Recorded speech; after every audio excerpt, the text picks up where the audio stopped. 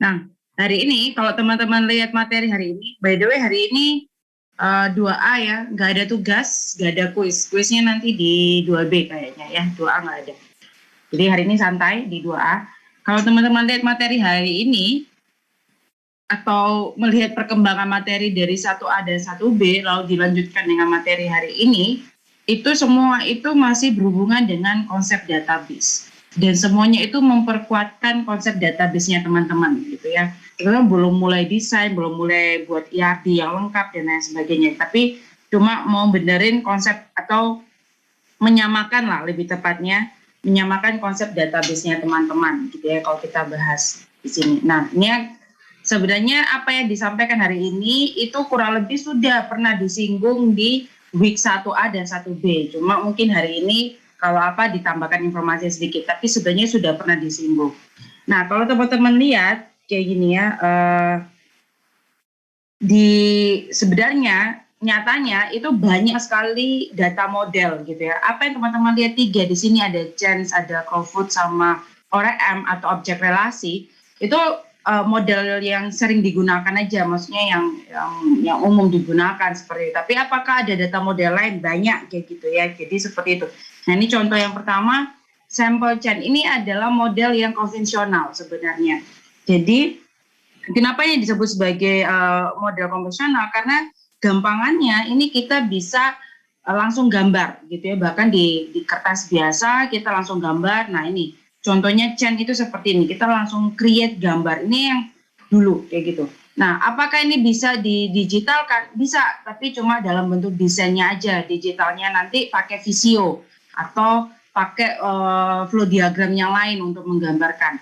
Nah, kekurangannya apa? Kayak gitu ya. Kekurangannya adalah enggak connect ke database langsung atau enggak connect ke DBMS atau ke MySQL. Jadi kelebihannya cepat, gampang gitu ya. Langsung saya buat aja, nggak perlu mikir gitu ya. Langsung oret-oret di kertas pun jadi. Atau kalau nggak di Visio atau di flow diagram manapun gitu ya, jadi selesai. Tapi kekurangannya adalah tidak bisa connect ke DBMS langsung seperti itu. Atau dalam hal ini kita kalau pakai MySQL ya nggak connect ke MySQL, sehingga kalau saya mau create table database-nya saya akan create satu persatu. Nah kalau ada yang miss gimana?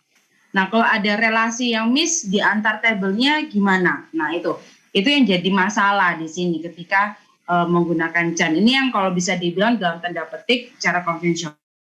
Nah ini cara penulisannya seperti ini ya, one to many. Bacanya sih sama aja sih kayak gitu ya. Lalu yang berikutnya adalah objek relasi gitu ya atau ORM. Ini saya itu kan gini aja.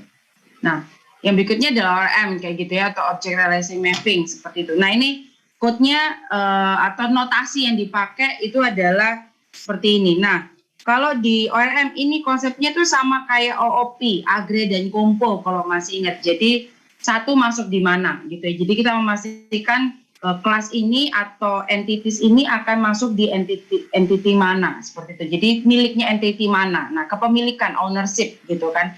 Jadi sebenarnya agak mirip dengan yang ada di konsep agree dan compo yang ada di OOP, namanya object relation mapping gitu ya, atau biasa saya ngomongnya objek relasi seperti itu nih. Nah ini notasinya seperti ini gitu ya, notasinya seperti ini, relasinya digambarkan dengan kalimat is of. Kalau yang sebelumnya kan di sini bisa works for, manage gitu kan, kalimatnya menggambarkan relasinya seperti apa. Nah konsepnya sama, ini adalah data model gitu ya, cuma notasinya yang berbeda, itu aja sih seperti itu. Nah, contoh kalau misal kita pakai workbench gitu ya untuk menggambarkan, untuk misal antara nota dan detail nota. Jadi setiap nota itu punya banyak detail nota gitu kan, gitu ya. Terus satu detail nota dimiliki oleh satu nota kan gitu, seperti itu. Misal sebagai nota dan detail nota. Nah, ketika di workbench gitu ya nota dan detail nota, kita itu akan buat notanya dulu, baru detail notanya. Jadi notanya ada dulu, baru di dalam nota ini nanti punya detail nota apa aja, baru kita buat detail notanya, kan kayak gitu. Nah, tapi kalau di ORM itu kebalik. Jadi buat detail notanya dulu, baru saya set ownernya siapa. Oh, ownernya adalah nota. Kan mirip kayak agree sama compo kan. Jadi saya buat dulu detailnya apa, baru saya tarik ini miliknya siapa, seperti itu. Nah itu kurang lebih sih seperti itu sih. Cuma ini adalah data model juga.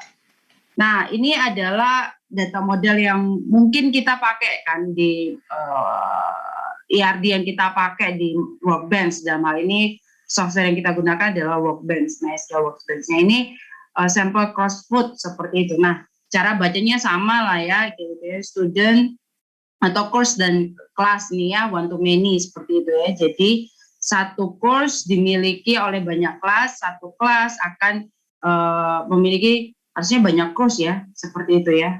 Ini yang one to many gitu ya, seperti itu ini gambarnya. Nah, ya contohnya, oh ini many to many, soalnya ada keluar sectionnya ini. Nah, itu kan seperti itu. Nah, jadi kurang lebih ini sebenarnya akan yang kita kerjakan modelnya adalah seperti ini yang ada di MySQL. Oke. Nah ini beberapa other notation yang lain. Cara bacanya sama kayak gitu ya. Cuma penggambaran notasinya yang agak berbeda. Nanti saya akan jelaskan ini kok ada bulatan putih di sini gitu. Ini maksudnya apa? Jadi ya sama aja sih, ini many to one atau one to many gitu hubungannya, jadi present sama location gitu ya. Satu lokasi bisa menjadi, atau satu kota lahir bisa menjadi banyak person yang lahir di sana gitu ya. Satu person akan memiliki satu lokasi kota lahir seperti itu. Nah ini sudah dibahas berkali-kali tentang entity, atribut, dan relationship. Relationship-nya juga sudah bahas sedikit-sedikit tentang one to many, lalu one to one, lalu many to many, konsepnya seperti itu. Tapi implementasinya mungkin belum seperti itu. Ini kalau ada pertanyaan langsung ditanyakan aja ya. Nah ini entity gitu ya. Kalau kita ngomong soal entity kayak gitu ya, maka oke, saya belum jelasin kenapa kita pakai ini ya. Ini ngulang penjelasan di 1A 1B sih. Kenapa kita pakai crossfoot? Karena sebenarnya mudah untuk divisualkan seperti itu. Jadi mudah untuk lihat, mudah untuk divisualkan, sehingga nanti ketika dianalisis atau dipakai itu jadi mudah. Itu tujuannya ya, prosnya ya, seperti itu. Nah, pros yang lain adalah kalau saya merubah ERD-nya, maka saya tinggal sinkronis dengan database-nya, database-nya juga akan berubah. Kalau saya ubah di database-nya, saya sinkronis dengan ERD-nya, maka ERD-nya juga ikut berubah. Jadi itu juga pros yang lain. Makanya kenapa memilih ini untuk kita pakai belajar di kelas database. Oke, jadi ada 3 kalau kita mau ngomong entity, atribut, dan relation. Nah, entity itu apa? Anggapannya gini, entity itu adalah objek. Nah, pertanyaannya adalah kapan dia akan jadi entity? Maksudnya, kalau saya dikasih sebuah studi kasus atau dikasih kasus, saya pertama kali itu pasti harus menentukan mana yang jadi data, mana yang jadi objek, mana yang jadi entity, gitu kan? Saya harus menentukan itu, seperti itu. Dan relasinya apa? Misal seperti dan lain sebagainya. Baru saya mulai gambar ERD-nya setelah saya menentukan ketika dikasih sebuah kasus tertentu. Nah, di sini entity itu adalah objek. Contoh ini rumah, gambar rumah gitu ya, objek rumah seperti itu. Nah, contoh entity lain kalau di MyUbaya itu ada student, ada fakultas, ada pegawai misal, dan seterusnya kayak gitu. Nah, ini contoh entity adalah objek. Pertanyaannya kapan saya menentukan ini menjadi entity gitu ya? Kapan saya menentukan ini menjadi entitas? Pertanyaannya kan seperti itu.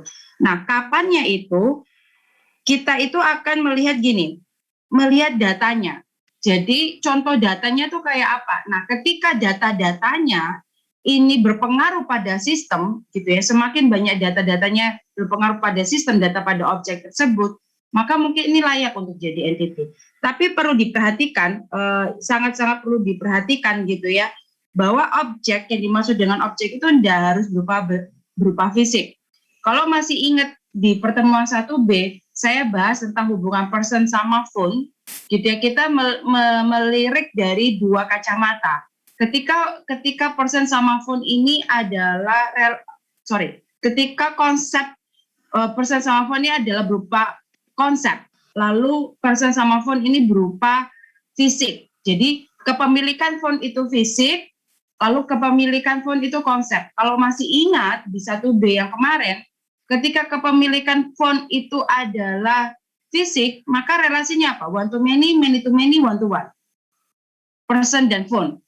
Ketika saya ngomong ini fisik, one to many to many, one to one. One to many. One to many, betul. Jadi relasinya adalah one to many. Ketika saya ngomong ini fisik gitu ya, phone-nya fisik, karena satu orang bisa punya banyak HP, tapi satu HP dimiliki oleh satu orang gitu ya, one to many. Nah, kalau saya ngomong ini studi kasusnya konsep gitu ya, konsep, maka relasinya adalah many to many. Karena saya bisa punya list daftar list gitu ya, bahwa satu orang bisa punya banyak HP dan satu HP bisa dimiliki oleh banyak orang karena phone ini berupa konsep gitu ya, itu seperti itu. Nah, sama kayak gitu. Kalau kita ngomong soal objek, ini penting sekali karena biasanya kesalahan pertama di dalam membuat IRD itu adalah salah menentukan entitas. Boleh enggak saya salah menentukan entitas? Boleh, selama kamu punya alasan yang kuat. Kayak gitu, karena alasanmu bisa saja dipatahkan, apalagi kalau itu salah konsep, mudah untuk dipatahkan. Jadi tidak mudah menentukan entitas di awal, jadi harus dipikirkan mana yang jadi objek gitu ya. Nah, pertama perlu dicatatkan bahwa objek tidak melulu fisik gitu ya, objek bisa jadi konsep. Nah, ini akan menjadi panjang ceritanya, kalau fisik pendekatannya kayak apa, kalau konsep pendekatannya kayak apa, tergantung studi kasusnya, ya tergantung bagaimana kita mau membuat sistem ini. Nah, seperti itu. Itu yang pertama. Yang kedua, yang perlu menjadi catatan bahwa selain objek itu tidak hanya fisik atau tidak hanya konsep, yang menjadi catatan yang kedua adalah objek ini tidak semua objek itu bisa terlibat gitu ya, atau tidak semua objek yang kelihatan itu bisa jadi entitas seperti itu. Saya harus memilah mana yang bisa jadi entitas, mana yang enggak setelah saya menentukan objeknya. Saya langsung contoh aja. Nah, contoh ini ya, kita langsung contoh nih biar tahu. Contohnya adalah gini, Iwan memiliki Samsung smartphone. Lalu smartphone-nya itu tipenya adalah Galaxy S10 dan dia beli dengan harga 12 juta. Nah, Tina juga punya Samsung smartphone. Smartphone-nya itu adalah Galaxy Note 7 dan dia beli tahun 2020. Nah, sekarang coba teman-teman lihat mana yang jadi objek di sini. Dari kasus ini mana yang jadi objek?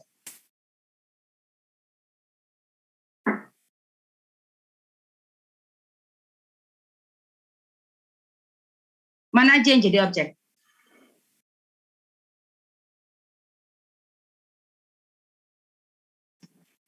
Handphonenya? Sebut aja, handphone, Samsung smartphone. Ya? Iya. Oke, saya lingkari ya. Samsung smartphone objek. Ada lagi objek yang lain?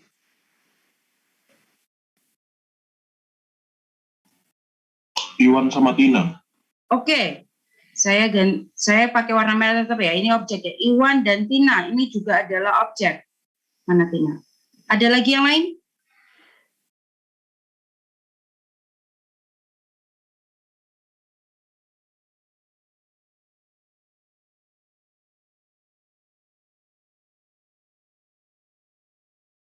Oke, saya setuju. Yang jadi objek ini adalah objek Iwan, objek Tina, lalu smartphone-nya seperti itu.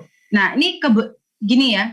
Kalau Anda dikasih sebuah studi kasus, gitu ya, kalau kasusnya nggak lengkap sekali, maka kita bisa pakai asumsi-asumsi. Jadi nanti bisa kita tambahkan asumsi kita.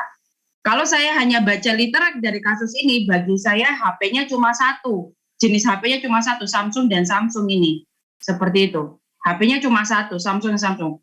Biasanya kalau cuma satu data toh, gitu ya, itu tidak akan jadi entitas. Ini kan tujuannya kita menentukan objek untuk kita tarik jadi entitas. Biasanya tidak akan saya tarik jadi entitas karena cuma nyimpen satu data toh. Kalau banyak nggak apa-apa gitu ya, seperti itu. Nah, tapi kita asumsikan sistem ini akan bisa mencatat lebih dari satu smartphone, ya, lebih dari satu phone. Maka saya akan punya dua jenis objek di sini, dua jenis ya. Tapi objeknya ada tiga, yaitu Iwan, Tina, dan Samsung smartphone. tapi dua jenis objek sini, yaitu objek person sama objek phone, seperti itu. Nah, itu langkah pertama untuk kita bisa menentukan sebuah entitas adalah ketika dikasih studi kasus, catat dulu objeknya apa, ya.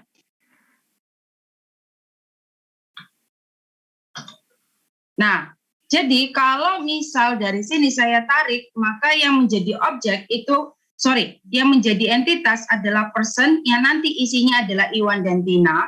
Lalu menjadi entitas berikutnya adalah phone yang isinya adalah sejauh ini masih Samsung, gitu kan? Seperti itu.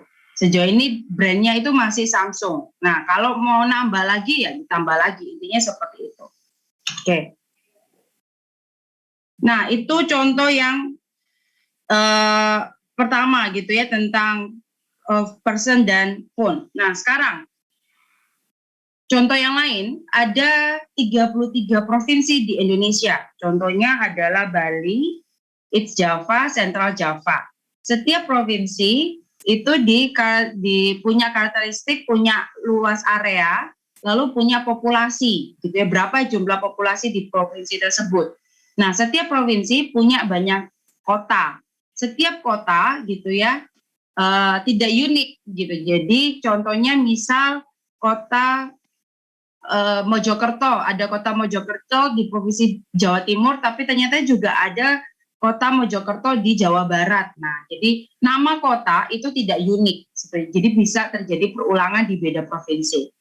Lalu setiap kota itu punya desa, seperti itu. Nah, ya desa ini berdasarkan nama. Nah, sama konsepnya dengan kota, desa itu juga nama desa itu juga tidak unik, seperti itu. Jadi bisa jadi ada desa Ademsari di kota Mojokerto, ternyata juga ada desa Ademsari di kota lain di Palangkaraya misal, seperti itu. Nah, sekarang dari sini mana aja yang jadi objek?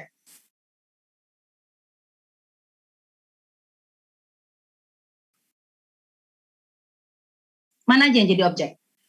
Provinsi, Bu. Provinsi, City sama suburb. city, suburb ya. Ada lagi yang jadi objek?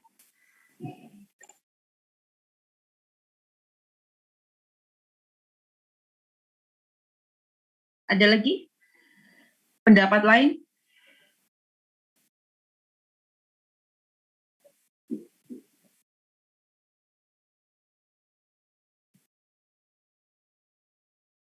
Indonesia ini objek nggak? Iya, Bu. Objek ya. Nah, misal kita sudah buat list objek, ini baru melist objeknya ya, belum melist entitasnya ya. Nanti kita list entitasnya pakai konsep seperti itu. Oke, dia ngomongnya Indonesia. Indonesia ada berapa di sini? 1. Indonesia jumlahnya 1. Provinsinya jumlahnya berapa? 33. Betul. City-nya jumlahnya berapa? Banyak. Banyak. Suburb-nya jumlahnya berapa? Banyak juga. Banyak, ya gitu ya. Nah, kita sudah buat list, biasanya seperti saya bilang konsepnya, kalau cuma 1, kalau jumlahnya cuma 1 seperti ini, itu jarang untuk dijadikan entitas, karena jumlahnya cuma 1, ya sudah anggapannya dia di luar sistem gitu ya, maksudnya ya ini untuk dia gitu ya. Kalau mau digambarkan di dalam database itu ada 1 sendiri kotak di atas yang tidak connect kemanapun, karena dia cuma 1, ya sudah gitu, tidak connect kemanapun, cuma digambarkan aja. Nah, itu yang beberapa yang seperti itu. Jadi kalau jumlahnya 1, maka dia tidak akan saya tarik jadi entitas. Jadi Indonesia saya coret untuk jadi entitas, walaupun dalam kasus ini adalah objek. Yang jadi entitas adalah provinsi, city, sama suburb, kayak gitu ya. Ini yang jadi objeknya, atau provinsi, kota, dan desa, seperti itu. Ini yang jadi entitas, seperti itu. Nah, good. Ya. Oke. Nah, jadi saya akhirnya punya 3 entitas, yaitu provinsi, city, dan suburb kayak gitu. Nah, ini yang menjadi entitas saya untuk studi kasus yang ini. Sampai di sini apakah ada pertanyaan? Jadi sudah tahu ya bagaimana saya menentukan sebuah entitas seperti itu. Oke.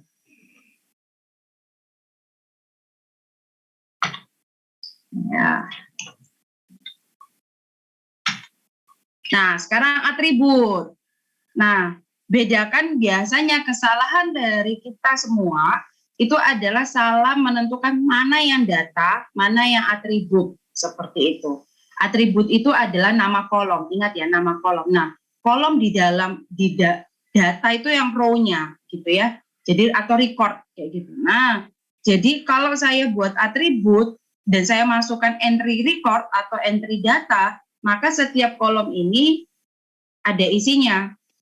Kalaupun misal kita mau ngeset kolom ini isinya 0, ya intinya dia 0 gitu, tanda bahwa 0. Ya 0 itu kita tahu bahwa nggak ada isinya. Tapi kita tahu bahwa setiap record yang masuk itu mengisi setiap isian kolom gitu kan. Antara nanti misal nggak diisi ya dicatat sebagai 0, seperti itu. Nah, atribut itu apa? Sederhananya, kalau kita mau ngomong atribut adalah segala sesuatu atau segala informasi gitu ya yang bisa menggambarkan data yang ada di entitas gitu. Intinya seperti itu. Jadi itu yang disebut dengan atribut. Nah, kalau teman-teman lihat ya, kita bahasinnya. Ini ada tentang apa? Objek apa di sini? Di gambar PowerPoint ini. Rumah, betul. Sekarang kalian lihat penjelasannya di masing-masing sini. Kayak gitu. Ini atributnya square feet gitu ya, luasnya meter persegi, tahun bangun gitu ya. Lalu lantainya berapa? Jumlah lantai, harganya berapa? Punya swimming pool enggak? Ada AC lagi. AC enggak? Ada kamar mandi enggak? Ada berapa jumlah kamar mandi, berapa jumlah bedroom gitu ya. Biasanya kalau hashtag ini kan jumlah, number of kayak gitu. Nah, kalau teman-teman lihat seperti ini, saya punya objek rumah atau entitas rumah, lalu ini semua adalah atributnya. Kira-kira kalau saya mau tarik, ini studi kasusnya, saya lagi studi kasus apa ya? Atau topiknya apa ya? Sehingga ada objek rumah dengan atribut seperti ini. Database penjualan properti mungkin Bu. Oke, good. Ya, ini berarti topiknya adalah database penjualan rumah. Dalam hal ini pakai istilah properti. Tahu dari mana Gede bahwa kamu bisa menyimpulkan bahwa ini adalah untuk penjualan rumah? Soalnya itu atribut dari properti Bu. Biasanya digunakan untuk penjualan gitu. Ya, Bu, ini biasanya untuk properti salah satunya harga. Biasa kalau jual kan ada harga kan Bu, kayak gitu ya. Ada harga rumah seperti itu. Nah, kalau misal saya mau buat ini untuk bangun rumah topiknya, kira-kira atribut apa saja? Misal ini database kontraktor ya yang mau bangun rumah gitu ya. Kira-kira atribut apa saja yang bisa saya simpan ketika ini konsep atau studi kasusnya itu adalah untuk bangun rumah?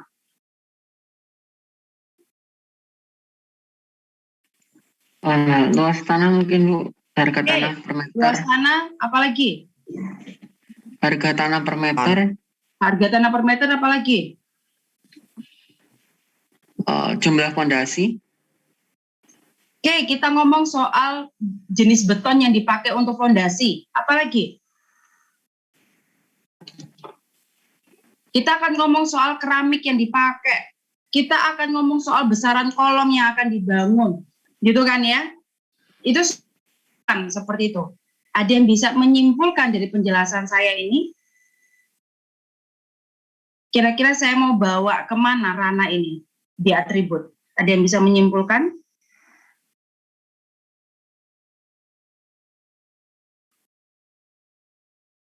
Kok untuk jual rumah itu saya nyatatnya ini.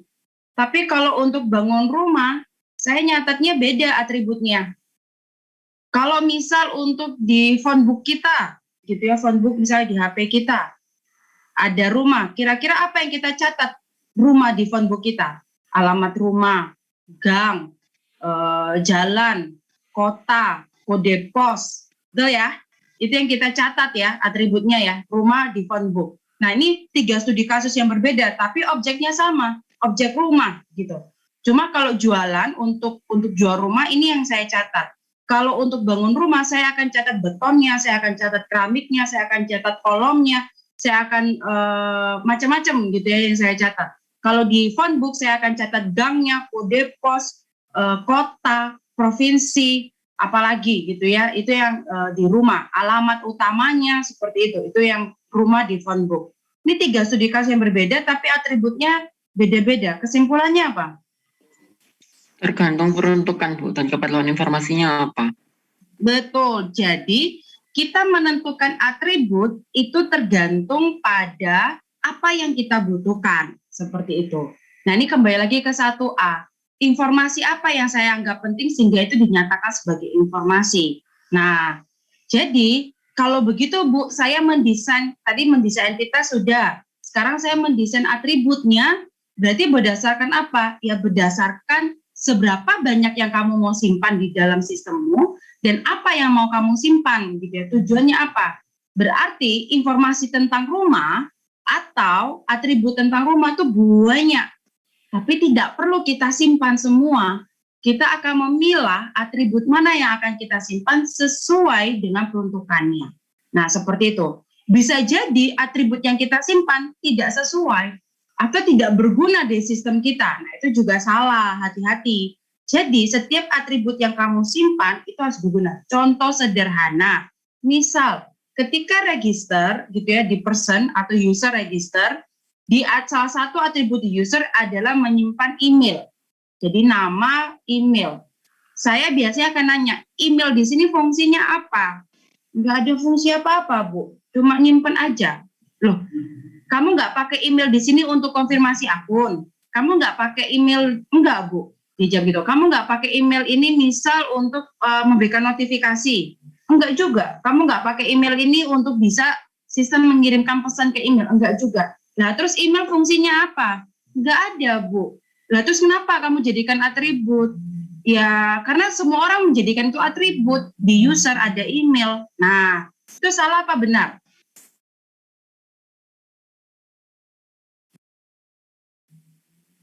Salah apa benar apa yang dilakukan anak ini? Salah. Salahnya Bu. kenapa? Karena nggak fungsional Bu emailnya. Betul, salahnya tidak semua boleh masuk sesuaikan dengan sistemmu gitu ya. Kalau kamu nggak punya untuk seperti itu, ya udah nggak usah simpan email gitu. Nah, beda misal nomor HP gitu ya. Fungsi nomor HP buat apa? Kayak gitu. Bisa orang kirim SMS, bisa orang kirim notifikasi, bisa orang apa gitu. Oh enggak Bu, itu semua sistem saya nggak bisa. Tapi HP ini saya bisa taruh nanti gitu ya. Saya bisa taruh di profil sehingga kalau ada orang yang butuh itu bisa tinggal kontak HP atau saya bisa sediakan fitur untuk aks kontak. Nanti ketika di aks kontak nomor HP-nya keluar. Nah, contohnya kayak OLX atau yang lain gitu ya, itu bisa kayak gitu, aks kontak, nomor HP keluar dan seterusnya. Nah, itu nggak masalah walaupun memang HP-nya tidak difungsikan untuk push notification atau OTP atau yang lain gitu ya, tapi HP-nya dipakai yang lain. Selama kamu punya alasan, maka oke. Intinya seperti itu. Oke ya, itu yang masuk di atribut. Nah, jadi kembali lagi ya, semua objek belum tentu itu, ini entity tadi ya, semua objek yang kita listkan belum tentu jadi entitas. Seperti itu ya. Dan objek itu bisa jadi objek fisik atau objek konsep. Nah, begitu juga di entitas. Entitasnya juga seperti itu. Saya ketika buat sebuah entitas, bisa jadi entitas dalam studi kasus ini sebagai fisik, atau entitas dalam studi kasus ini sebagai konsep. Nah, atribut, tidak semua atribut bisa kita catat, gitu ya. Tergantung apa yang kita butuhkan di sistem kita. Sistem kita untuk apa? Oh, sistem kita untuk phone book, berarti atribut ini yang dicatat. Oh, sistem kita ini mencatat entitas rumah untuk penjualan rumah, berarti atribut ini yang dicatat. Oh, sistem kita untuk mencatat rumah untuk membangun rumah, oh berarti atribut ini yang dicatat. Nah, itu. Itu yang harus ditentukan di awal. Nah, sekarang coba ini. Carilah atribut di sini. Iwan itu memiliki Samsung smartphone. Tipenya adalah Galaxy S10. Dia beli dengan harga 12 juta. Tina punya Samsung smartphone. Tipenya Galaxy Note 7. Dia beli di tahun 2020. Seperti itu. Nah, sekarang ya, cek yang jadi data itu yang mana. Kalau tadi objek dan entitas, saya tanya yang jadi objek yang mana, kita tarik untuk jadi entitas. Nah, kalau untuk yang berhubungan dengan atribut, saya tanya dulu, yang data ini yang mana? Nanti kita tarik atributnya namanya apa? Yang data yang mana aja? Galaxy S10. Oke, yang jadi data itu ada Galaxy S, 12 juta. Galaxy Note 7, terus 12 juta. apa? 12 juta. 12 juta. 2020. 2020. Nah, yang kalian sebut ini data gitu ya, data pada objek apa? Phone. Phone. Nah, sekarang data pada objek person itu yang mana aja? Iwan dan Iwan Tina. Sama Tina. Nama Iwan dan nama Tina gitu ya. Kalau ngomong Iwan dan Tina nanti anggapnya objek. Nama Iwan dan nama Tina. Good. Ini sudah bisa menentukan data sekarang. Nah, sekarang berarti kita tinggal menentukan atribut gitu ya. Nah, atributnya apa saja? Harusnya sudah bisa ketebak sama teman-teman. Nah, ini harusnya di slide selanjutnya nih. Ada jawabannya. Nah, ini dia. Jadi, di person itu nanti ada nama. Kayak gitu ya deh. Nama Iwan, contoh datanya Iwan, nama Tina, contoh datanya. Phone itu punya brand. Contoh datanya Samsung Galaxy S10, Samsung Galaxy Note 7. Tipenya, saya salah. Brandnya, contoh datanya adalah Samsung. Gitu ya. Tipenya adalah, contoh datanya adalah Galaxy S10, Galaxy Note 7. Harganya yang diketahui 12 juta, lalu purchase year-nya yang diketahui 2020. Oke ya? Sudah benar ya? Sampai di sini atribut sudah benar ya? Ada pertanyaan dulu? Oke, sekarang saya tanya. Kira-kira teman-teman lihat ya, ini ada diamond biru penuh, sama ada diamond putih kosong. Kira-kira menurut teman-teman, hanya melihat ini aja, bedanya apa sih? Tipe data, Bu. Tipe data, oke. Yang biru varchar semua, betul ya. Terus yang putih INT, ini hanya kebetulan. Kurang tepat, tapi boleh saya terima jawabannya. Yang biru harus require diisi, yang nggak penuh, bisa nggak diisi, bisa diisi. Oke, good, Jonathan. Kita lihat ya, gitu ya. Kita lihat dari contoh, good. Dari studi kasus ini, gitu ya, Iwan itu punya Samsung smartphone, lalu tipenya Galaxy S10, dia beli dengan harga 12 juta. Tahun belinya kapan? Nggak tahu, nggak jelas di sini, gitu kan? Nggak diceritakan studi kasusnya. Oke, jadi tahun belinya nggak jelas. Tina punya Samsung smartphone Galaxy Note 7, harganya berapa? Nggak tahu, nggak jelas di sini, nggak disebutkan. Tahun belinya 2020.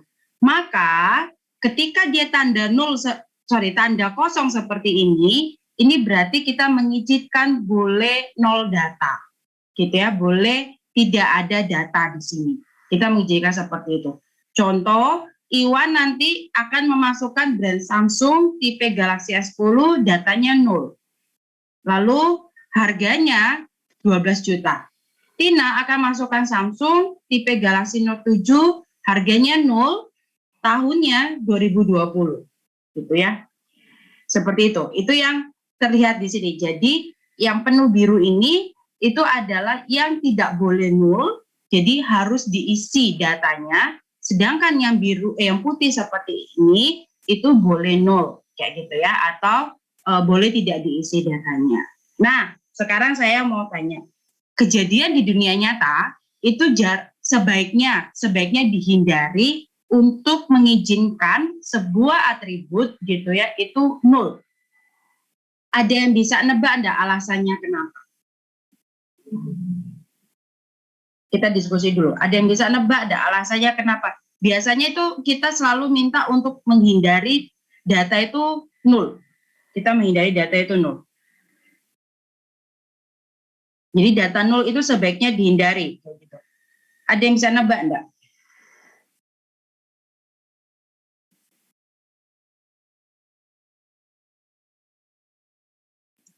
Mungkin kalau dipakai perhitungan nggak bisa, Bu. Kalau ditarik ke aplikasi gitu, ada error.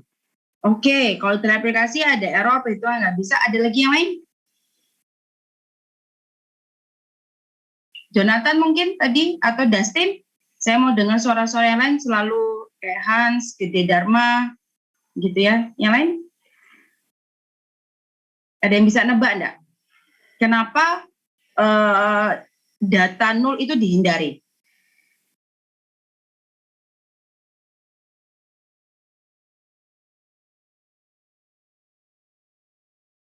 Sebenarnya data nol itu dihindari karena ada 3 hal, kayak gitu ya. Yang pertama adalah tujuan terakhirnya adalah konsistensi data di dalam sistem, gitu ya. Jadi kalau misal kita mau ngomong dihindari, yang pertama adalah bisa jadi memang datanya nggak ada. Nah, contoh seperti ini kayak gitu ya. Di sini tidak tertulis dia Iwan beli tahun berapa. Jadi bisa jadi datanya memang nggak ada. Jadi akhirnya di set 0.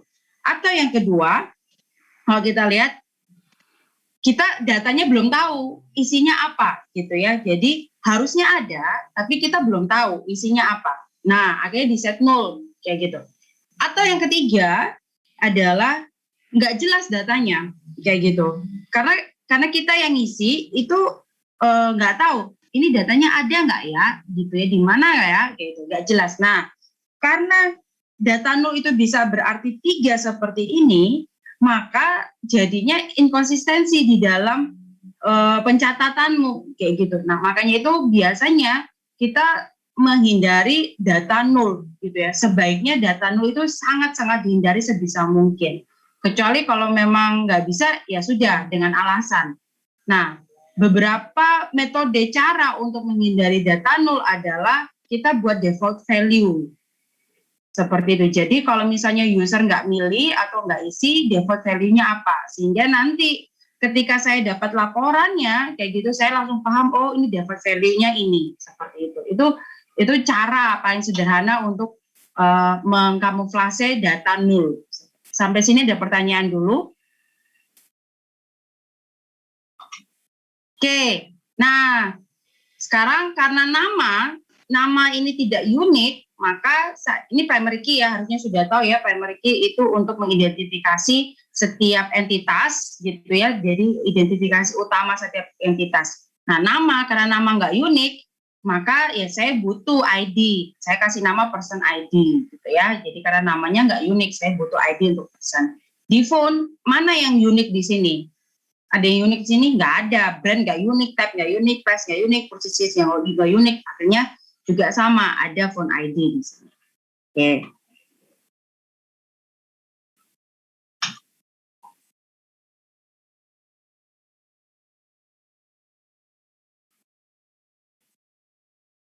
Oh ya, sebentar, sebelum lanjut ke provinsi itu. Menurut teman-teman, konsep dengan atribut seperti ini, person punya person ID, nama, phone punya phone ID, brand, tipe, price, purchase year, gitu ya. Menurut teman-teman, di sini ini hubungannya atau phone di sini itu konsep, atau phone di sini itu adalah fisik.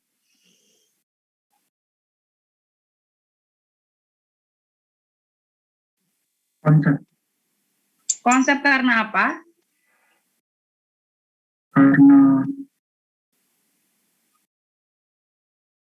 Karena ada itu person ID, jadi satu HP itu bisa punya banyak orang. Ya, hubungannya fisik juga one to many, satu HP, kamu satu HP punya banyak orang karena ada person ID-nya. Iya. Oke, ada jawaban yang lain? Menurut saya fisik. Kenapa fisik? Ada itu tahun pembeliannya di atribut tahun pembelian di pun. Ini siapa ini? Sorry, di tempat saya nggak. Tadi Dustin. Ini Roni. Ya, betul. Saya setuju dengan Roni. Ini good, gitu ya. Ini adalah fisik. Kenapa fisik? Karena ada purchase year di sini. Kenapa bisa purchase year? Ini penanda bahwa ini adalah fisik, Roni.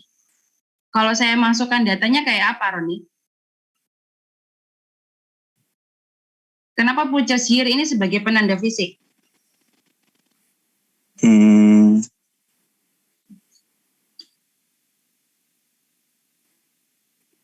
Artinya apa? Itu tanggal, artinya ada tahun belinya gitu. Ya, artinya ada tahun beli, artinya apa? Setiap phone itu akan dimiliki oleh person yang berbeda-beda karena ada tahun belinya, betul ya? Seperti itu. Kalau nggak ada tahun belinya, saya bisa bilang ini adalah konsep karena setiap phone ya bisa dimiliki oleh semua person. Tapi karena ada tahun beli, maka otomatis satu phone ini di tahun atau bisa saya ganti tahun belinya ini date time ya, sekalian tanggal dan waktu. Berarti di waktu ini itu langsung dibeli sama X sama person. Nah, berarti satu phone itu akan dimiliki oleh satu person seperti itu. Makanya ini lebih ke fisik one to many. Sampai di sini tadi terutama Dustin yang jawab sudah paham kenapa ini fisik? Sudah. Oke, thank you. Bu, mau tanya Bu. Ya. Itu kan kalau kayak purchase apa itu kayak dead time gitu kan masih ada kemungkinan kayak sama gitu. Misalkan itu gimana? Timenya kan ini kan mengikat pada satu person. Saya langsung catat kan di purchase di time datum ini personnya siapa yang beli. Oh. Catat kan, langsung ID personnya kan masuk sebenarnya kalau sudah ada relasi. Tak kira misalkan kalau misalkan harus fisik gitu harus kayak spesifik, misalkan harus nyatat email dan lain sebagainya. Kalau email kan apa itu satu device baru satu device gitu. Boleh, ada email di sini juga masuk. Boleh, itu berarti fisik gitu kan ya, seperti itu. Karena langsung tercatat di email sekian itu punya personnya siapa, seperti itu, gitu kan? Kan nanti person ID. Nah, perlu dilihat ya lambangnya ya. Tadi biru muda sama putih udah oke. Perlu dilihat yang primary key lambangnya kunci kuning seperti ini, gitu ya. Kunci itu sebenarnya lambang primary key. Nanti soalnya kita akan belajar lambang-lambang. Jonathan sudah selesai tadi? Sudah menangkap? Sudah Bu. Oke, sekarang contoh yang lain. Sama contohnya ya, ada 33 provinsi, seperti itu. Oke, ini nanti aja. Nah, contoh yang lain. Ada 33 provinsi, bla bla bla, punya banyak city punya banyak suburb, kayak gitu ya. Nah, sama primary key-nya, karena di provinsi, mana yang akan menjadi unik? Nggak ada, nama nggak bisa unik juga, area size nggak bisa unik, populasi nggak bisa unik, kayak gitu. Maka muncul ID. City juga sama, suburb juga sama. Jadi kita memberikan primary key di sini. Oke, nah kita masuk relation. Awalnya saya akan menjelaskan sampai di one to many. Nanti di akhir kelas kalau masih ada waktu saya akan jelaskan many to many. Soalnya panjang penjelasannya. Jadi many to many nanti saya skip ya. Saya jelasin dulu one to one sama one to many. Masuk ke one to one. Sekali lagi saya mau tekankan di dunia nyata atau reward relasi one to one itu sangat jarang terjadi. Seperti itu. Sangat jarang terjadi. Contoh, ini ada employee dan branch. Hubungannya one to one di sini. Seperti itu ya. Jadi nanti saya jelaskan kenapa ini notasi 0 di sini nanti ya, kayak gitu. Ini hubungannya contoh one to one. Jadi satu employee bisa punya banyak, bisa manage satu branch, lalu satu branch itu di manage oleh satu employee. Ini one to one. Ada yang bisa berikan saya alasan kenapa saya bilang sebenarnya di dunia nyata konsep employee dan branch ini seharusnya bukan one to one. Branch-nya bisa jadi atribut nggak sih Bu? Karena misalnya Ryan pegang cabang BCA Klampis gitu. Oh, kalau branch-nya masuk ke atribut employee, kayak gitu kan tidak semua employee jadi manager. Oh, oke. Ya kan? Cuma berapa employee aja jadi manager kan? Jadi kalau misalnya branch-nya ini masuk ke atributnya nanti kalau employee yang nggak jadi manajer 0 KB lah kayak gitu. Oh iya iya Bu. Kayak gitu. Oke. Jadi susah untuk kalau itu jadi atribut untuk atribut employee. Nah, ini ada dua entity ya, employee sama branch one to one. Pertanyaan saya adalah sebenarnya coba jelaskan ke saya sebenarnya kalau di dunia nyata ini kita cuma ngomong konsep hari ini pokoknya hari ini saya makanya kalau teman-teman lihat dari 1A sampai 2A ini mungkin teman bosan bahasnya entity, bahasnya atribut, bahasnya relasi gitu kan. Itu terus. Nah, soalnya itu beberapa konsep teman-teman. Nanti kalau dilihat saya banyak kesalahan yang kita temukan. Jadi konsepnya dibenerin dulu. Nah, employee dan branch di dunia nyata kayak gitu ya, sangat jarang itu kita menemukan one to one kayak gitu. Susah one to one. Kebanyakan one to many atau many to many kayak gitu. Itu dua relasi yang paling sering terjadi.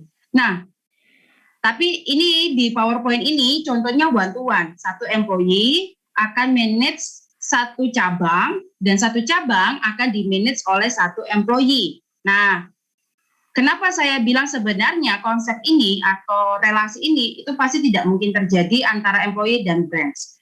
Harusnya one to many. Jadi satu employee bisa jadi manajer di banyak cabang, satu cabang pasti dimanajeri oleh satu employee. Nah, kenapa seperti itu? Ada yang bisa jelasin dulu? Kapan saya akan pakai ini one to one dan kapan saya akan pakai one to many?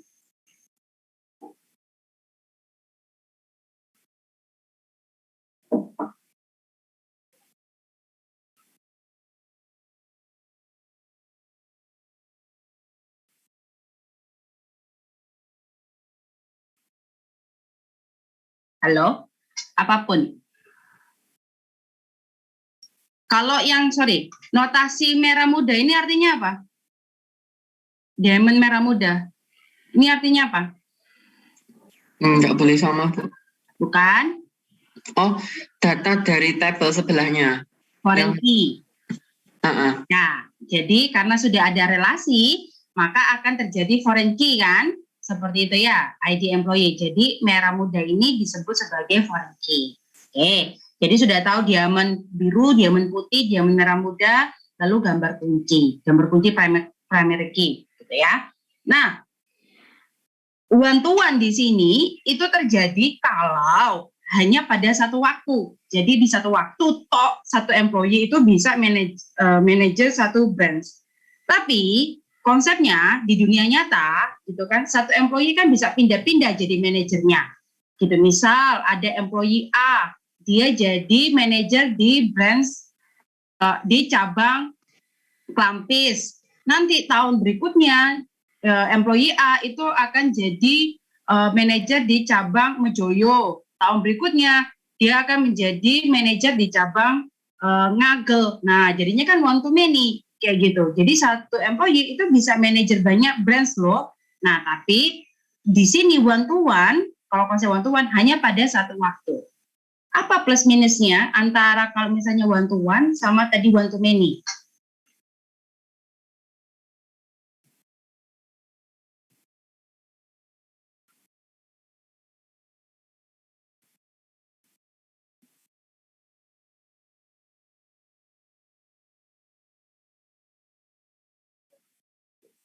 Apa plus minusnya? Maksudnya kacamatanya analisanya kayak apa? Ketika itu one to one sama one to many tadi.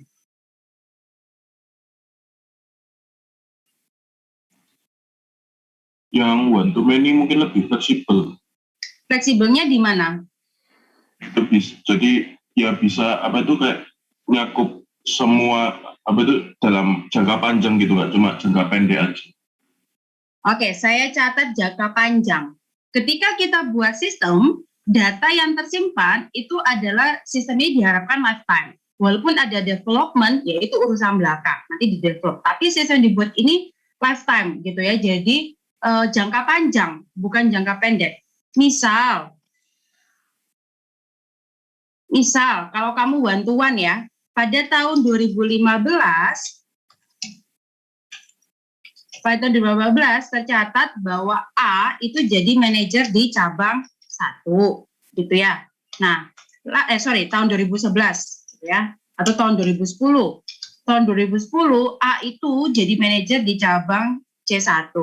Nah, lalu di 2015 A itu akhirnya jadi cabang di C2, gitu kan? Seperti itu. Nah, di 2015 B itu sekarang jadi di cabang C1. Berarti kan ada 2 orang nih, A dan B, cabangnya juga ada 2, cabang 1 dan cabang 2. Nah, ini jalan ya, sekarang tahun 2016.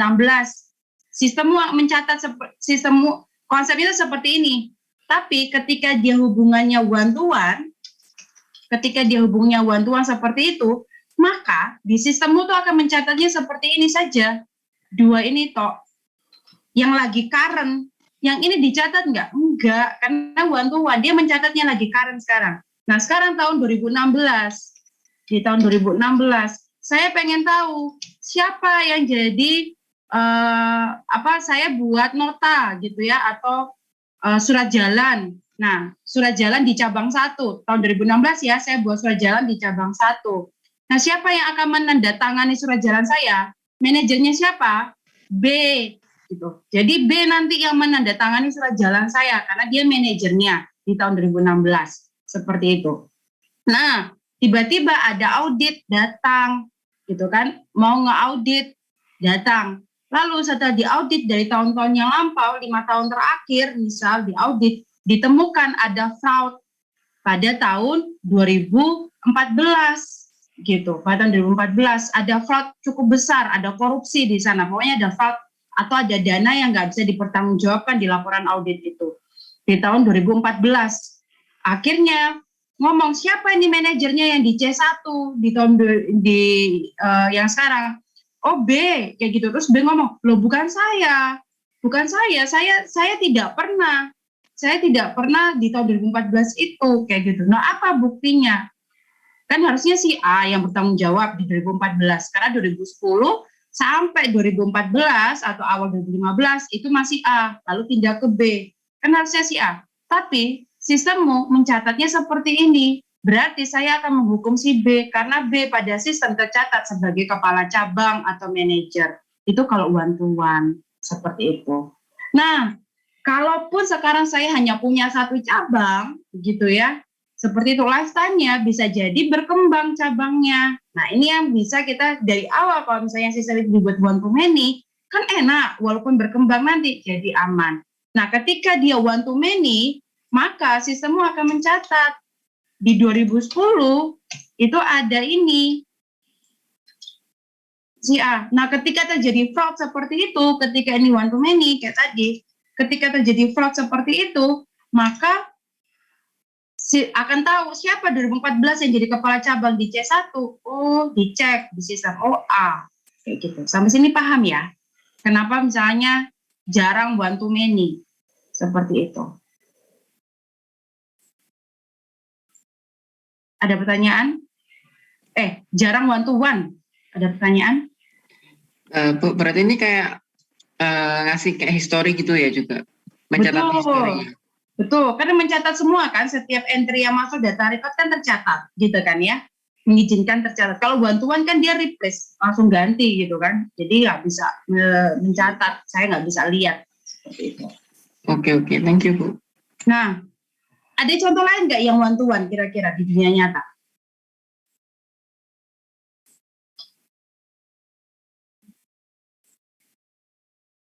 Ada contoh lain nggak? Ya sekarang sih jarang banget sih one to one gitu ya.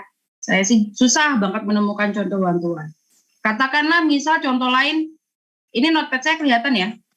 Misal contoh lain itu capil ya, catatan sipil. Kita tahu bahwa suami istri yang tercatat di capil di Indonesia nggak pernah kenal poligami. Kita kenalnya monogami. Kalaupun ada yang poligami, kebanyakan pasti nikah siri seperti itu kan. Nah, itu di Indonesia. Tapi kalau di catatan sipil, di capil yang tercatat, suami istri sah yang diakui hukum, ya mono, 1 gitu ya, monogami. Seperti itu. Nah, jadi ini bisa one to one. One to one. Kayak gitu. Jadi satu suami mencatat hanya memiliki 1 istri. Satu istri juga hanya mencatat memiliki 1 suami. Tapi di capil juga gitu ya, di capil juga konsep one to one ini dengan suami istri seperti ini, itu dengan kondisi apa? Dengan kondisi yang bagaimana? Kalau dia one to many, saya bisa catat sebagai one to many kalau dia kondisi bagaimana. Ada yang bisa nebak?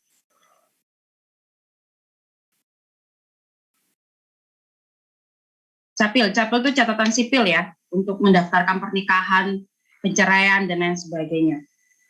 Nah, di one to many dia kondisi apa? Di one to many dia kondisinya apa? Dengan konsep suami istri di capil, mencatat data suami istri.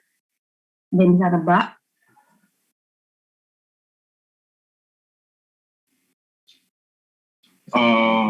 Kalau one to one mungkin kayak nggak kenal sistem cerai gitu. Kalau one to many mengenal sistem cerai, jadi bisa ganti. Betul sekali Jonathan. Betul. Kalau misal di capil di Indonesia itu tidak mengenal sistem cerai, sama sekali tidak mengenal sistem cerai, maka dia one to one. Sekali daftar suami istri ya udah sampai nanti ya suami istri gitu, tidak mengenal sistem cerai. Jadi istrinya sekali dinikahi itu akan terdaftar seterusnya sebagai istrinya. Nah, ketika di one to many, kalau kondisinya kita mengenal sistem cerai, gitu ya, boleh cerai, maka ini one to many. Karena posisi sekarang suami istri nikah, tapi habis itu cerai ya, cerai masuk ke database-nya cerai ya, apa segala macam ada gitu ya, seperti itu. Nah dia akan nikah lagi, berarti dia kan mendaftarkan untuk punya istri baru gitu kan, seperti itu, bukan istri lama kayak gitu, atau meninggal, jadi cerai mati atau cerai hidup biasa kalau di capil gitu istilahnya, cerai mati cerai hidup. Nah sama, terus dia menikah lagi, berarti dia mendaftarkan. Nah seperti itu, jadi bisa one to one. Itu pun makanya kalau suami istri pun saya bisa jadikan one to many di Indonesia gitu ya, dengan konsep seperti. Jadi memang mencari contoh one to one sangat susah. Boleh suami istri one to one dengan kondisi memang tidak boleh cerai. Gitu ya. Thank you Jonathan. Good. Oke.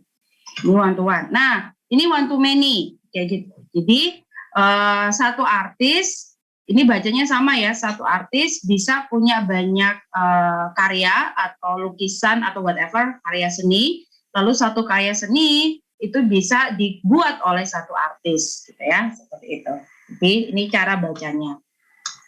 Nah, sekarang ini ada man to many not today ya. Jadi saya skip kalau oke. Saya balik ke sini. Ada yang bisa nebak nggak?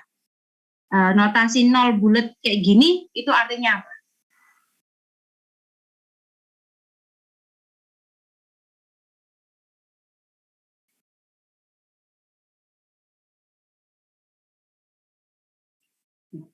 Artinya apa? Notasi bulat. Ada yang bisa nebak nggak?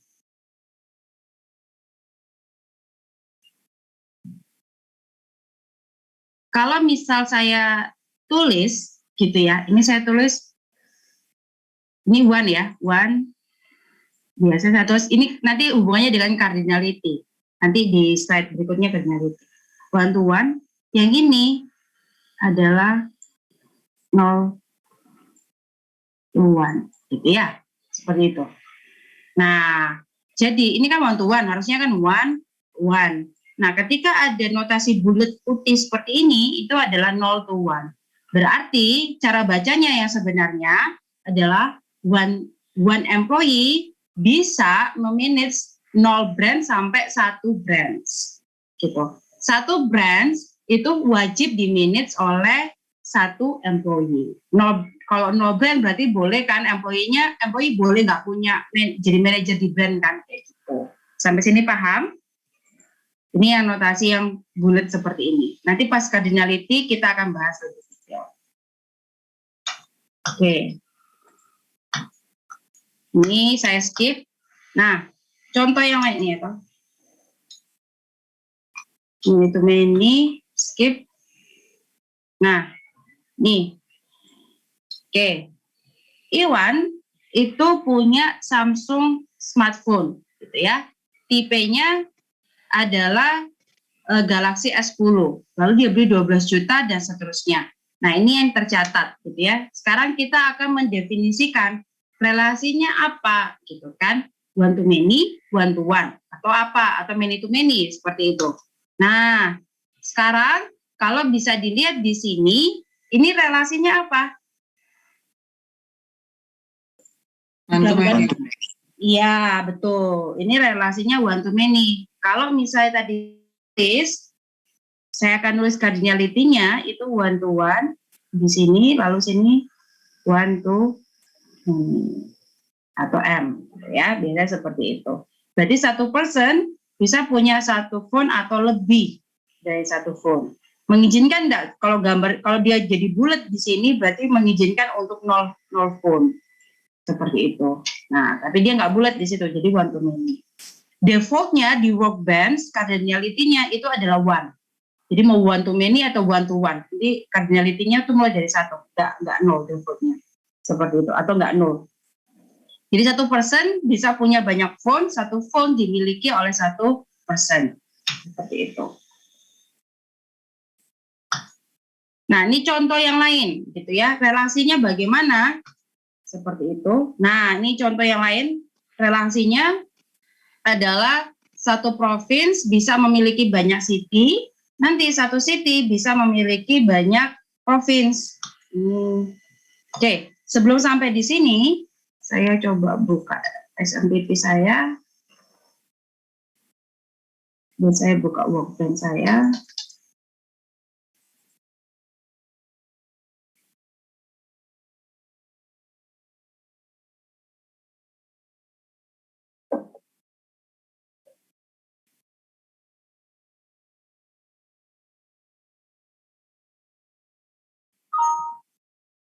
Nanti ada waktunya sih menjelaskan antara garis putus-putus dan garis lurus. Ini sekalian aja, kebetulan contohnya bisa nih buat itu.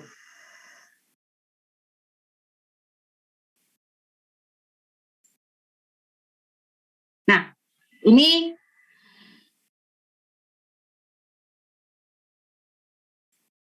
saya punya provinsi, saya punya city, saya punya suburb gitu ya, desa seperti itu. Nah, oke ya, hari ini kalian lihat dulu.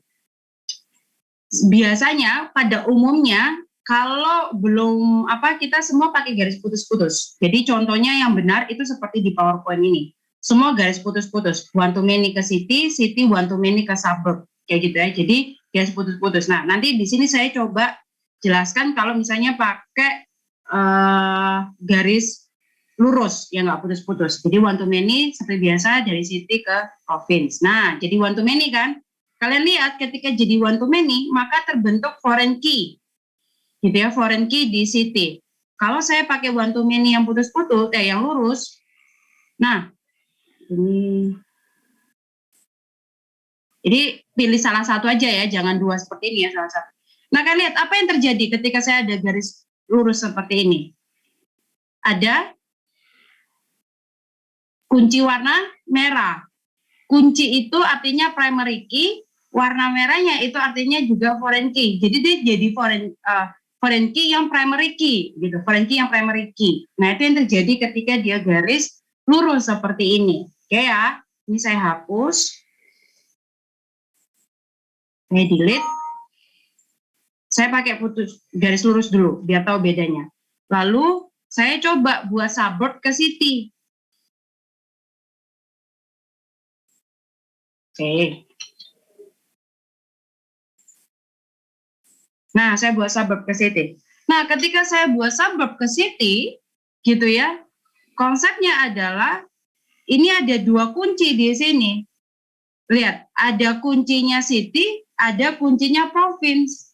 Kayak gitu. Kenapa? Ya karena dua-duanya ini primary key. Gitu ya, walaupun salah satunya foreign key yang primary key, tapi dua-duanya tercatat di city sebagai primary key, maka akan muncul di suburbmu dua-duanya juga ini. Nanti kalau city punya koneksi ke entitas yang lain, sama. City sama province juga akan muncul di entitas itu. Nah, kenapa ini tidak boleh terjadi? Bukan tidak boleh terjadi sih, tapi jadi aneh gitu. Seharusnya dengan punya ID city saja sudah cukup. Tidak perlu saya nyatet di suburb itu ID province, tidak perlu. Cukup ID city saja saya sudah cukup untuk mendapatkan city-nya gitu. nggak perlu mencatat ID province karena di city-nya sendiri sudah punya ID province seperti itu. Nah ini yang membuat dia seperti ini kayak gitu. Misal kalau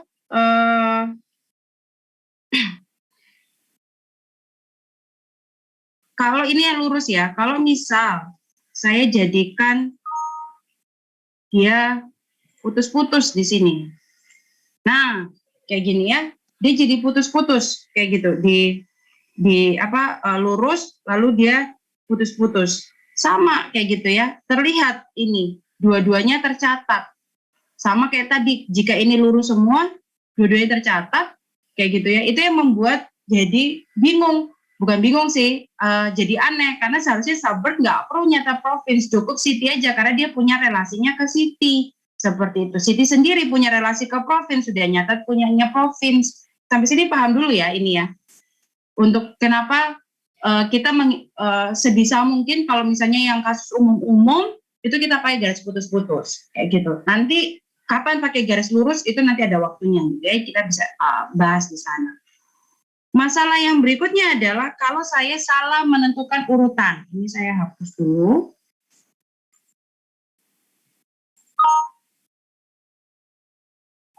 Saya hapus dulu.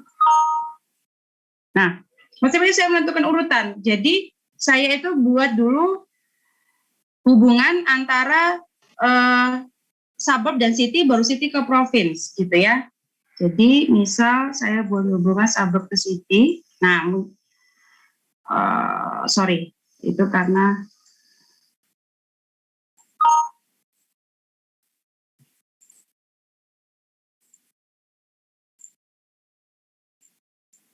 saya bersihkan dulu dari awal, lalu saya buat. Nah, kayak gini ya, dia masuk ke city. Lalu habis itu baru saya buat hubungan antara city dan province pakai garis lurus. Ya, kalian lihat apa yang bermasalah di sini?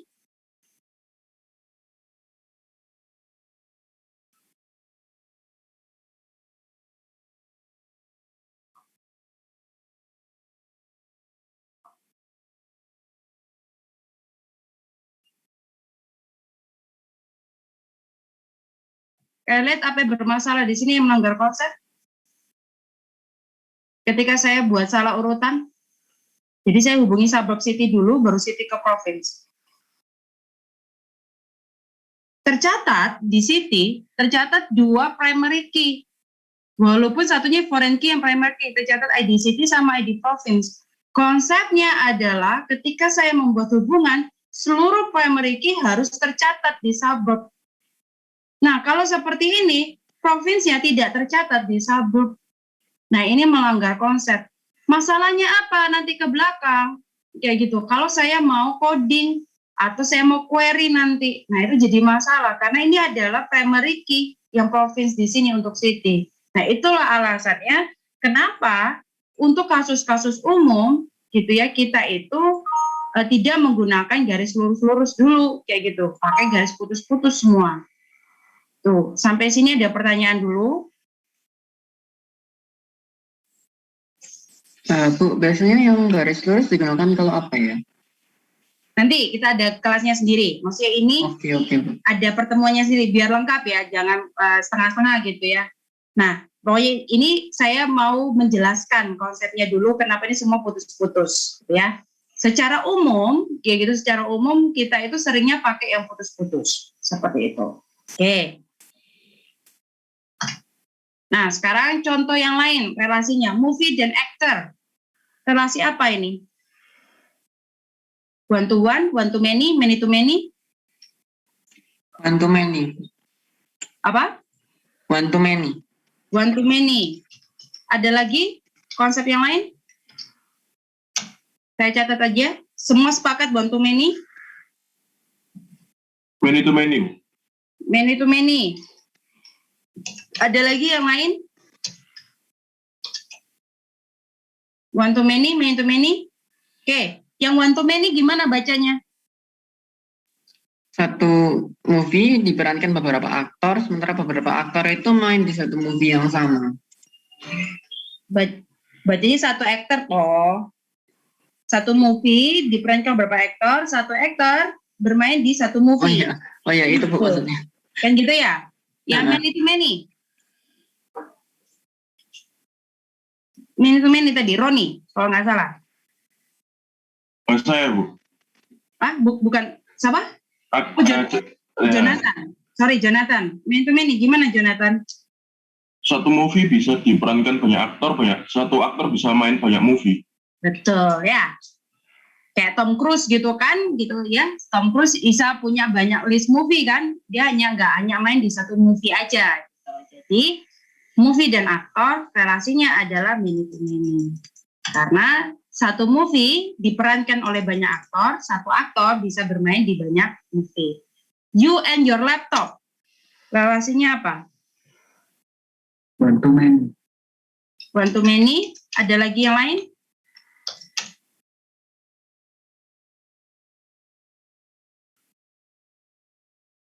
Ada lagi yang lain?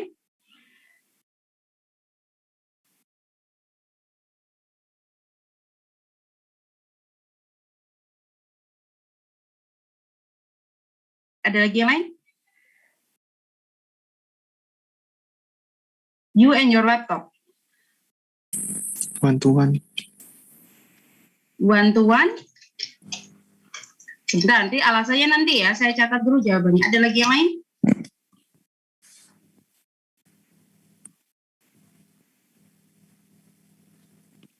Ayo teman-teman, ada lagi yang lain? Dari sudut kacamata yang berbeda barangkali analisanya.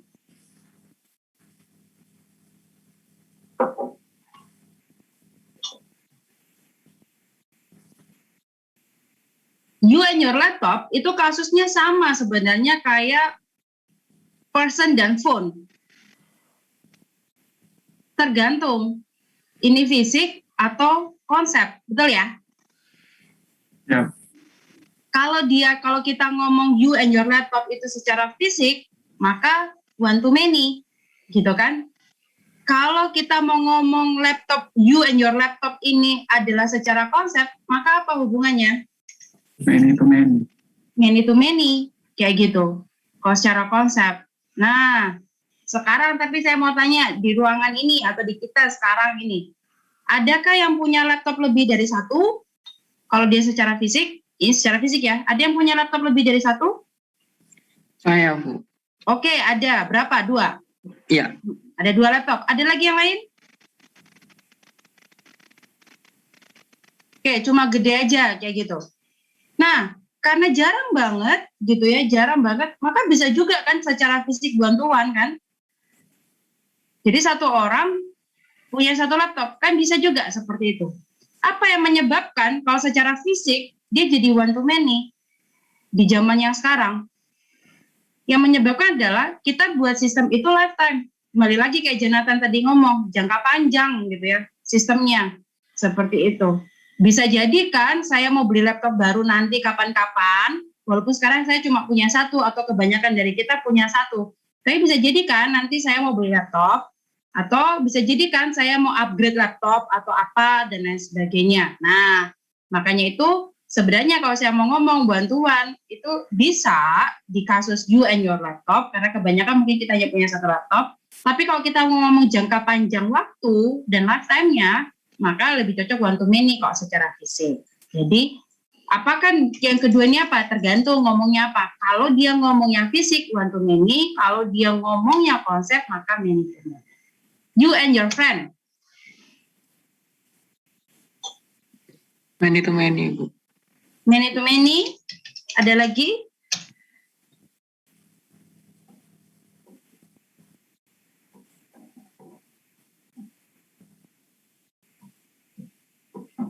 Ada lagi? Konsepnya sama sebenarnya you and your friend. Pokoknya kayak gini-gini kan konsepnya you and your friend ini sama. Fisik atau konsep gitu kan. Kalau dia konsep maka sebenarnya many to many. Betul. Karena satu orang bisa punya banyak teman, satu teman itu bisa berteman dengan teman-teman yang lain gitu kan. Jadi bisa many to many. Kan kita nggak melis segala macam. Tapi kalau dia fisik, beneran fisik gitu ya, kayak saya dengan kalian. Saya bisa punya banyak teman, ada Gede, ada Dustin, ada Jonathan, Kenny, dan seterusnya. Tapi Gede, secara fisik, Gede hanya berteman dengan saya, kalau dari saya tok. Gitu. Jadi tergantung, ini mau fisik atau konsep. Ketika dia fisik, maka dia one to many.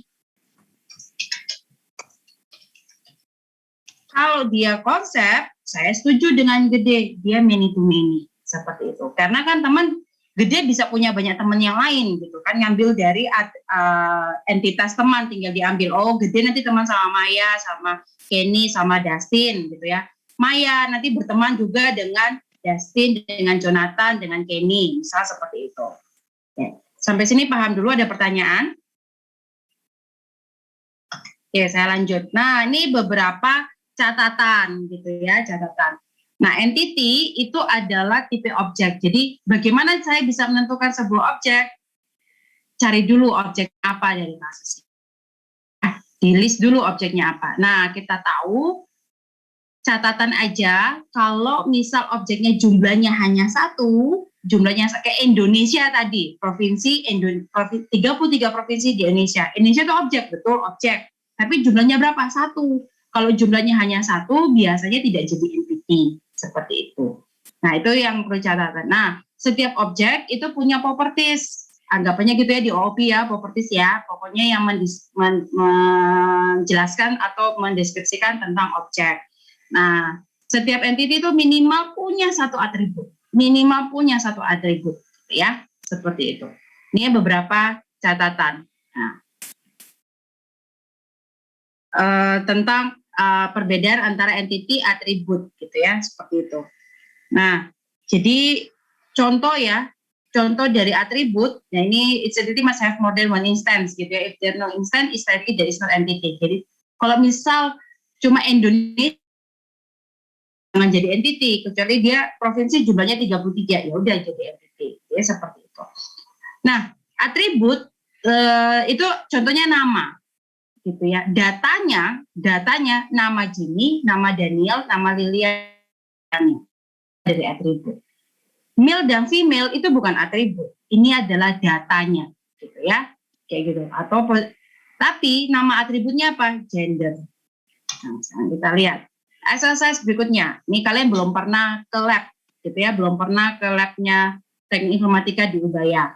Nah, di labnya teknik informatika di gedung TC lantai 4 itu kita punya 4 lab. TC4A, TC4B, TC4C, TC4D. Ini semua ruangan lab yang ada di satu lantai di gedung TC lantai 4. Lalu informatika itu juga punya 2 lab komputer di gedung perpustakaan atau library. Kayak gitu. Makanya namanya lab A dan lab B. Ada 2. Jadi totalnya itu ada 6. Gitu ya, ada 6 lab seperti itu. Lalu kapasitasnya masing-masing. TC4A 36, TC4B, 4C, 4D itu 30 orang, lab A dan lab B itu 20. Nah, sekarang mari kita menentukan dari exercise ini mana yang menjadi objek sekalian ya, itu kan ada entity dan atribut ya.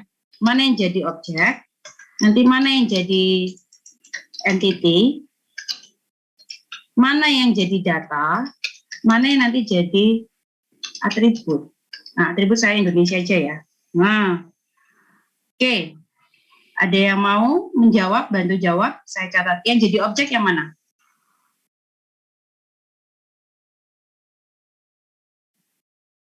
School of Computer Science. Lab komputer. Oke, School of Computer Science. Lalu tadi ada siapa yang bilang? Tadi ada yang Computer bilang. Lab. Hah? Computer Lab. Computer Lab gitu ya. Ada lagi? Ada lagi yang bisa jadi objek dari exercise ini? Lagi? Sudah sepakat satu kelas ini 2 ini aja yang jadi objek? Oke. Yang jadi entity? Computer Labs. Kenapa enggak School of Computer Science jadi entity? Karena itu satu kesatuan besar kayak tadi Indonesia itu, Bu. Karena jumlahnya cuma satu. Satu. Ya, komputer lab jumlahnya berapa? 6 gitu ya, maka dia jadi entity. Yang contoh data di sini yang mana? DC4A. DC4A dan teman-temannya.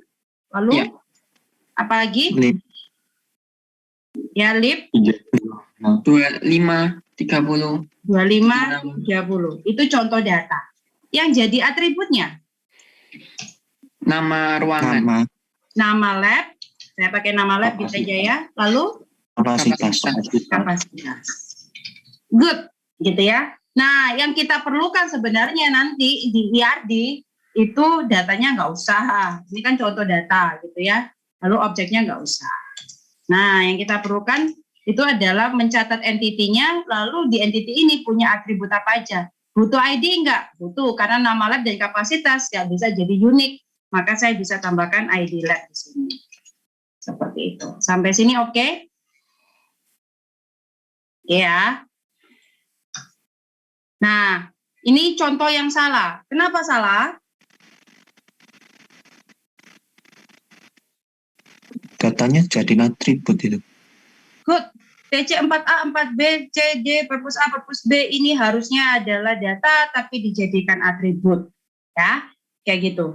Sama, ini juga TC4A, 4B ini adalah data tapi dijadikan atribut. Lalu ada jurusan IF di sini dijadikan atribut. Gitu kan? Seperti itu. Sudah tahu bahwa ini computer science 1 gitu kan? Ya udah. Nah, exercise yang kedua. Ada game 2D seperti ini, punya 5 stage, yaitu beginner, jungle, river, mountain, dan boss. Beginner stage itu ada easiest dan boss stage itu beginner stage itu yang gampang, boss stage-nya itu yang paling susah gitu ya, berurutan kayak gitu. Nah, jadi beginner sampai boss ya urutan ya. Lalu level di faculty-nya pakai index number gitu ya. Each stage punya map-nya yang punya length sama width. Nah, the limit for each stage is bervariasi. Nah, mari kita buat lagi kayak tadi. Mana yang jadi objek? Mana yang jadi entity? Mana yang merupakan contoh data? Mana yang nanti jadi atribut? Yuk. Yang jadi objek yang mana? Game 2D sama 2D game. 2D game, lalu stage. Ada lagi yang lain? Itu sudah cukup? Ini saya catat aja jawaban kalian, nanti kita akan bahas satu-satu. Ada lagi yang lain?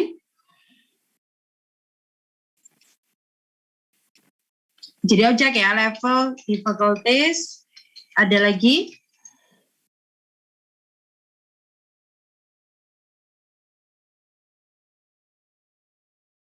Sudah? Oke, yang jadi entity. Stage. Ada lagi? Thank you Hans. Ada lagi yang lain? Sudah stage saja? Contoh data.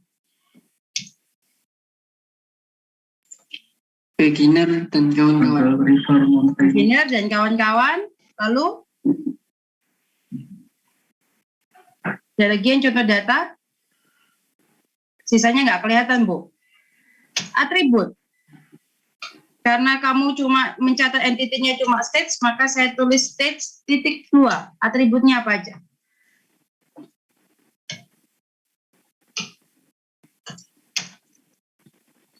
Atribut untuk stage apa aja? Nama stage.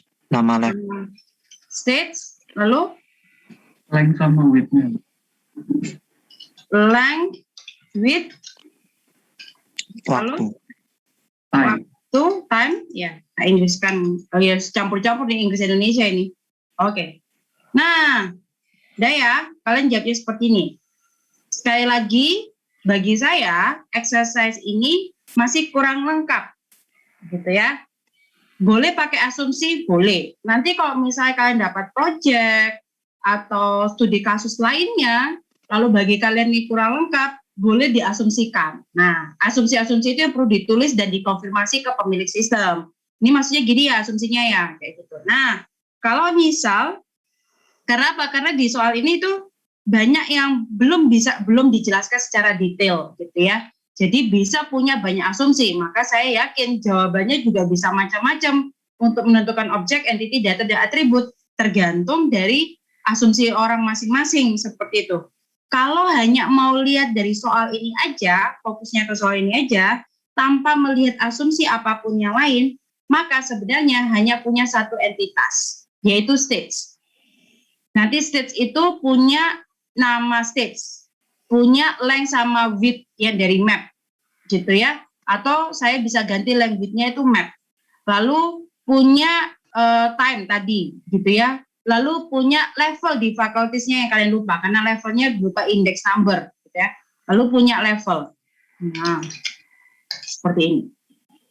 Punya satu. Tapi kalau kita mengasumsikan, misal map itu adalah lengkap sampai length, width, lalu titik lokasinya, lalu link ke Google Map-nya, lalu whatever gitu ya, atau link kemana dan lain sebagainya, pokoknya lengkap di map-nya, maka saya bisa buat entity berikutnya adalah map. Nanti states relasi punya map. Nanti length sama width bukan lagi jadi atributnya states. Nah, length sama width ini tidak lagi jadi atributnya states, tapi masuk ke map. Begitu juga dengan level di faculties. Kalau levelnya juga macam-macam, bukan hanya index number aja. Misal setiap pakai karakter ini dia levelnya beda. Atau ketemu orang ini atau ketemu karakter musuh yang seperti ini nanti levelnya beda lagi. Kayak gitu. Nah, kalau model seperti itu, maka level di facultiesnya saya bisa jadikan satu entitas sendiri. Nah, ini jadi bagaimana ketika kita menerjemahkan jadi entitas dan atribut tergantung asumsi mau apa. Tapi kalau hanya mau literek lihat dari sini aja kerja gitu, literek dari sini tanpa ada asumsi-asumsi yang lain seperti tadi saya sampaikan, maka saya hanya bisa punya satu entitas, yaitu state. Sederhana banget. Sampai di sini ada pertanyaan dulu. Mau memperjelas Bu, untuk objek itu kayak misalnya yang tadi kan TC4, TC apa itu kan computer labs, tapi itu kan juga objek juga Bu. Data itu juga objek juga atau gimana kalau mendefine objek itu? Ya, sebenarnya objek itu kan kita sebut data ya. Tapi saya jadi kasih nama objek supaya kaitannya dengan entity. Objek itu kan punya properties yang menjelaskan tentang objek. Gitu. Kalau data, gitu ya, data itu propertiesnya. Makanya saya selalu ngomong contoh jenis data, nama beginner, nama boss, gitu kan, atau nama Jimmy itu contoh data. Nama Maya itu contoh data. Berarti sebenarnya dia adalah contoh data dengan asumsi dia itu nama toh. Seperti itu. Nah, yang kita catat sebenarnya kalau misal ini caranya saya sih. Jadi saya tentukan objek dulu supaya saya mudah menentukan entity-nya apa. Nanti saya menentukan data dulu supaya saya mudah menentukan atributnya apa. Tapi kalau misal kamu mau skip ini, nggak apa-apa. Utamanya kan kita menentukan yang entity sama menentukan atributnya. Utamanya kan itu. Gitu. Berarti kalau beginner dimasukin di objek itu bisa Kak? Oh, nggak bisa toh. Kaitannya soalnya di sini konsepnya objeknya saya ini adalah untuk kaitannya ke entity. Yang jadi objek ya stage-nya. Oh, oke. Yang jadi objek stage-nya. Tapi yang jadi nama datanya nanti beginner, walaupun beginner ini adalah nama data dari stage. Gitu. Yang jadi objek kan stage. Nanti kan saya create objek stage dengan nama beginner. Itu ya. Oke, thank you Bu. Sama kalau di sini computer labs yang jadi objek itu computer lab-nya. Tapi yang jadi data untuk nama komputer lab, data nama komputer lab TC4A, TC4B gitu. Tapi komputer lab-nya itu objeknya. Atau nama kelas lah kalau di OOP. Nah, oke. Nah, ini contoh yang salah juga. Kenapa salah? Sama sih. ini semua dijadikan data itu dijadikan sebagai atribut. Ini kita ngasih contoh-contoh yang salah karena biasanya ini yang salah, kayak gitu, yang sering salah seperti itu. Oke, nah sekarang synchronize your model to database. Saya di XMPP saya ulangi lagi, karena kita cuma pakai MySQL Workbench, maka yang di start itu MySQL. Tapi kamu pakai PHP MyAdmin, maka yang di start juga Apache. Sebenarnya saya nggak lagi pakai PHP MyAdmin sih, tapi kebiasaan aja kalau XMPP saya langsung start dua-duanya, itu kebiasaan aja sih, kebiasaan. Jadi kalau kita cuma pakai MySQL Workbench, maka startnya MySQL aja. Tapi kalau kamu ada pakai PHP MyAdmin, ya udah startnya Apache, karena PHP MyAdmin kan connect-nya ke Apache, server Apache gitu ya. Nah, paling pertama ini saya tutup dulu. Save ya. Paling pertama itu kita buat connection di Workbench kita. Seperti itu. Ini saya coba delete aja ya. Semoga saya masih ingat. Nah, coba saya delete aja. Semoga masih ingat. Saya create connection dengan tanda plus. Seperti itu. Nah, connection name-nya terserah, misal karena saya pakai localhost 127.0.0.1, maka misal koneksinya saya kasih nama localhost. Standarnya sih kita kasih nama localhost. Apalagi kalau kalian jalan buat aplikasi web dan connect database, ya sudah, berarti server database saya ada di localhost seperti itu. Nah, ini pas username root, biasa password store in the root. Saya lupa, semoga benar MySQL, semoga jadi ya. Saya juga lupa ingat. Lalu kita text connection aja. Nah, ini saya masukkan. Ya, successfully. Kayak gitu, berarti sudah oke, saya klik oke. Nah, terbuatlah connection saya. Kayak gitu. Nah, connection saya ini nanti yang akan connect ke DBMS, yaitu ke MySQL. DBMS yang kita pakai MySQL akan connect ke sana. Cukup double klik, nanti dia akan buat koneksi ke DBMS MySQL. Ya, not responding. Nah, ini adalah database-nya saya, kayak gitu. Database-nya saya yang saya pakai, kayak gitu. Yang MyNewDB, ini saya drop dulu. Ini yang kemarin. Oke.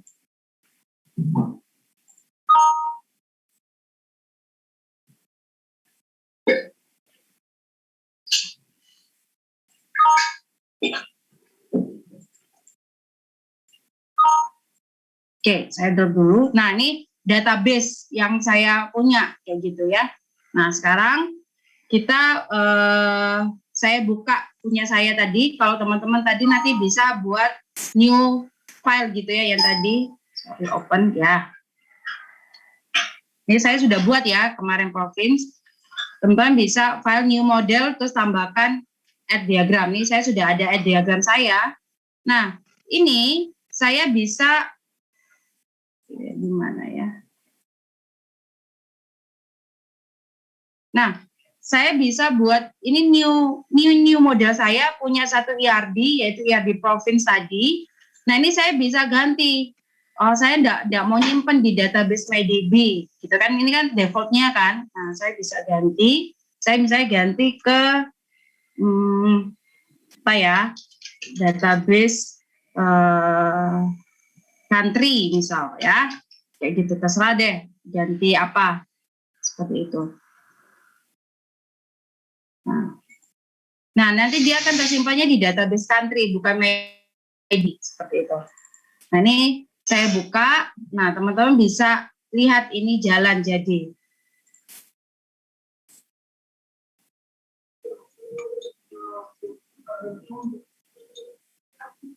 Oh, cardinality kok nggak muncul di sini ya? Oh, berarti pertemuan berikutnya ya. Atau di 2B ya, nanti coba saya cek. Nah, saya balik lagi. Nah, ini bisa seperti ini gitu ya, muncul. Lalu kita akan coba synchronize. Jadi database, lalu synchronize model. Next. Nah, dulu munculnya di sini MyDB kan, tapi karena tadi saya sudah ganti database country, maka saya next lagi. Nah, ini muncul seperti ini source-nya. Jadi kalau teman-teman lihat di sini ada table, lalu sini source-nya masih NA, tanda seru. Jadi ini sebenarnya belum ada sama sekali gitu ya. Nah, nanti akan di-create gitu, belum ada tapi di-create source-nya. Gitu ya, di-create source-nya sama workbench. Nah, next, nah ini dia akan create. Kalau teman-teman lihat, kalau kan masih ingat ya, kalau Oracle saya bilang itu kita bisa pakai konsol, tapi karena sudah ada workbench maka sudah gampang, nggak perlu pakai konsol gitu. Karena kalau pakai konsol itu gini, ini isi konsolmu, kamu mesti hafalin gitu ya, atau cara buat ini. Nah, contoh create schema if not exist database country gitu ya, kan sudah ada ya, sudah ini kita buat. Lalu di database country nanti itu punya tabel province yang tadi saya di tabel province ada ini primary key-nya adalah yang ID province seperti itu. Cara baik seperti itu. Nanti create lagi tabel city gitu ya di dalam database country. Create tabel city ini seperti ini. Nah, di tabel ada primary key-nya, lalu ada foreign key-nya di sini. Foreign key-nya itu adalah province. Nah, karena saya berarti punya koneksi antara province dan city. Begitu juga di suburb, sama punya foreign key. Apa itu references? Itu nanti ketika kita belajar tentang cardinality. Jadi nanti ada connectivity, ada cardinality. Seperti itu. Mungkin 2B barangkali. Nah, ini sebenarnya kalau kita kerja di konsol, enak kalau workbench kan sudah ada UI-nya, tinggal drag and drop bla bla bla gitu ya. Nah, kalau kita kerja di konsol, ini yang kita kerjakan. Ini akan kita akan nulis create table bla bla bla dan seterusnya. Ini yang kita kerjakan. Seperti itu. Lalu saya execute, lalu close, saya kembali ke list localhost database saya, country-nya belum muncul. Saya refresh all. Nah, ketika saya refresh all, sudah muncul database country saya. Gitu ya. Nah, nih tabelnya. Lalu diisikan data seperti kemarin. Sampai di sini ada pertanyaan dulu.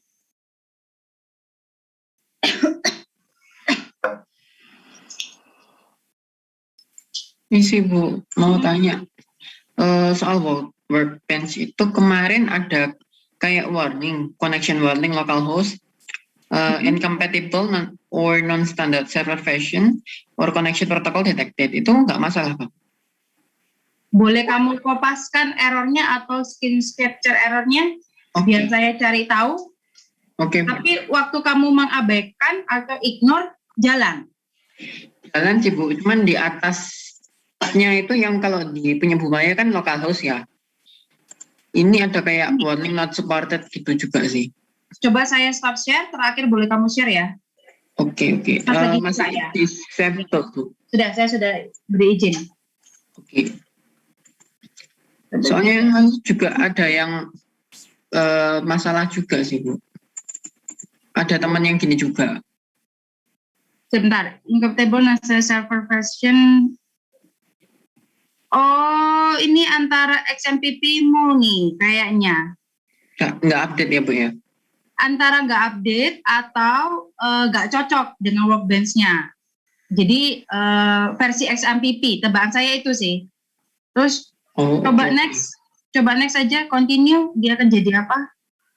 Jalan aman, balik ke home. Balik ke home. Aman juga sih sebenarnya ya. Cuma ya karena itu. Nanti coba screen capture yang bagian tadi ya, kirim ke saya ya. Lewat chat, taruh di grup juga nggak apa-apa. Coba nanti saya cari tahu. Oke. Ada lagi teman-teman sebelum kelas saya akhiri?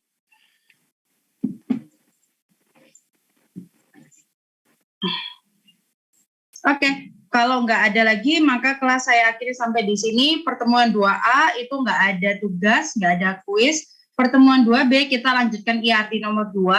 Tadi kan IRD part 1 ya, 2B itu IRD part 2, nanti ada kuis kecil, sama kayak di 1B. 1B ada kuis kecil. Lalu di pertemuan 2B juga, nanti saya akan share tentang project UTS. Jadi kita kan ada kuis kecil gitu ya, lalu nanti akan ada project UTS dan akan ada UTS gitu. Ya, jadi teman-teman nanti bisa lihat di URS mengenai project UTS detailnya apa di pertemuan 2B. Nanti saya update yang untuk budget UTS. Sampai di sini ada pertanyaan dulu mengenai apapun kelas ini dan lain sebagainya. Izin bentar Bu. Boleh? Absennya belum dibuka ya Bu? Ya, karena hari ini hari libur, Jonathan. Oh, berarti absennya kapan? Besok. Oh, besok. Oke Bu. Nanti diingatkan ya, saya diingatkan di grup ya kalau saya lupa buka ya. Kemungkinan besok saya buka set jadwalnya tuh 15.45 sore biar nggak ketabrakan dengan teman-teman jadwal teman-teman yang lain kan. Ini tinggal absen aja. Pertemuannya kan sudah hari ini. Oke. Oke Bu, makasih. Ya, tadi kalau misalnya saya lupa, tolong diingatkan. Tapi besok pasti saya akan buka dari pagi. Gitu. Oke. Kalau tidak ada, maka kelas saya akhiri